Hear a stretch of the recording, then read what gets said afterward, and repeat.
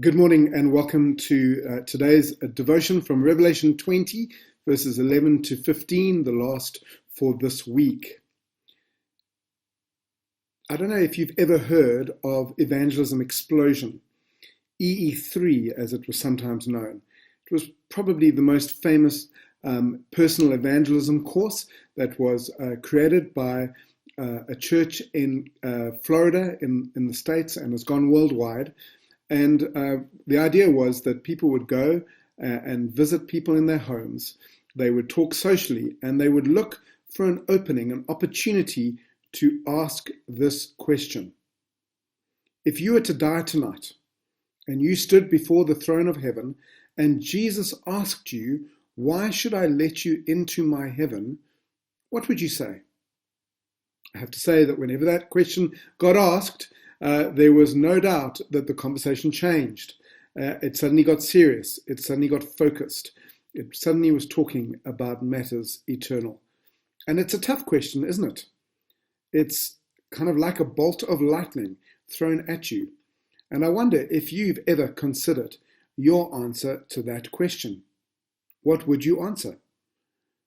It's very important, most important. And one of the reasons it's so important is because of today's passage.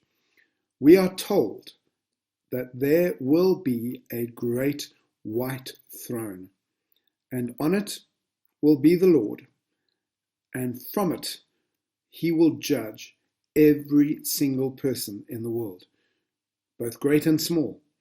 No one is too great, no one is too important, no one is too clever to be able to avoid it. No one is too small and insignificant to not be included as well. Every single person one day will stand before the great white throne and must give an account. In fact, we're told that the books will be opened. The book, your book, the record of your life, the record of my life, our biography. Do you know that there's been one written about you? Written from the perspective of God. And we must give an account for what we have done. And remember, it's not just you. God's not picking on you. Every single person must give an account. How do you feel about that? I have to say, I feel quite ashamed. Not happy with the fact that there is a truthful and honest and real account of how my life really is from God's perspective. There are too many things that I know that I've done that I shouldn't have done. And also too many things that I should have done that I haven't done. I know that I will stand before God, and when that book is opened, I will know that I am worthy, I'm deserving of being condemned. Do you feel like me? It's so important. There is a great reality in life. We must give an account. We will appear before that throne. How do you feel about it? Are you ready? What will you do?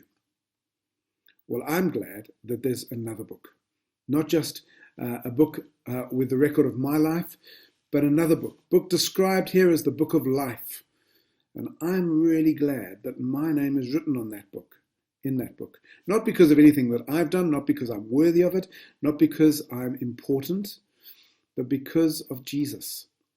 Because the book of life is the book of Jesus's life.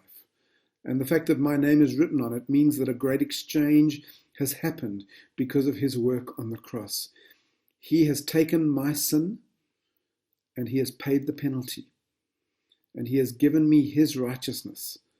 And so when the book of life is opened and my name is found there and your name hopefully is found there too, then we will know that we have been saved not because of anything we did, but because of what Jesus has done on our behalf. Hallelujah for the book of life. Where would we be without it? And so let me ask you today, is your name written on the Lamb's book of life? It'll get there if you put your faith in Jesus. That's all you have to do. Just trust him. Trust him with your life. Give it over to him. He's done so much. He loves you so deeply. He wants you to be in his book.